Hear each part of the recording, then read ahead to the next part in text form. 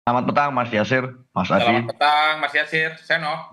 Ya, saya ke Mas Adi dulu. Mas Adi, kalau kita lihat kan menteri-menteri dan juga Gerindra sendiri sebenarnya sudah bantah soal isu matahari kembar ini. Tapi kemarin kita diperlihatkan dari caption ataupun foto yang diposting oleh Ketua Harian Gerindra Sufi Dasko yang memposting foto bersama dengan petinggi PKS. Kalau dikaitkan dengan isu matahari kembar, kemudian dengan usai PKS ini melontarkan kritik ke menteri-menteri yang disebut Jokowi ini masih bos, begitu, apa yang Anda baca? Ya, saya kira memang tidak mudah sebenarnya merangkai puzzle politik dari begitu banyak dinamika politik yang belakangan ini berkembang, Mm-mm. termasuk juga soal pertemuan politik ya, pimpinan DPR yang sekaligus adalah orang penting di Gerindra, Prof. Dasko dengan sejumlah elit PKS. Tapi saya membaca ada kemungkinan dua hal.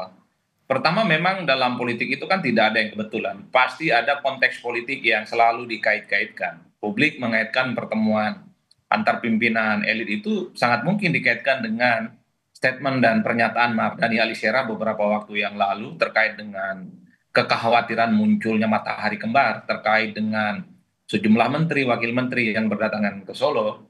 Tentu statement Mardhani Alisera itu kan dalam banyak hal sudah menimbulkan kegaduhan, menimbulkan kontroversi, dan bahkan dalam banyak hal Mardhani Alisera itu kan diserang oleh partai-partai politik lain pendukung Pak Prabowo karena dianggap mempolitisir dan menganggap itu adalah sebagai sebuah statement yang dinilai bisa memecah belah antar pimpinan. Nah, itu yang pertama, Mas. Itu nggak bisa Mm. dibantah. Tapi yang kedua memang belakangan ini kan santer bahwa memasuki 6 bulan, persis tanggal 20 nanti, April 2025, Prabowo Subianto sudah genap 6 bulan menjadi presiden di Republik Indonesia. Disitulah muncul soal kemungkinan partai-partai yang selama ini mendukung Prabowo secara informal seperti PKS dan termasuk PDIP, itu sangat mungkin akan diajak serta menjadi bagian dalam koalisi pemerintah. Memang secara eksplisit tidak ada kader PKS yang jadi Menteri Prabowo, kita juga tidak melihat misalnya ada kader PDIP yang menjadi bagian dari Prabowo, tapi secara prinsip misalnya baik PKS ataupun PDIP itu kan sudah memberikan dukungan politik secara total terhadap segala hal yang sudah diputuskan oleh pemerintah.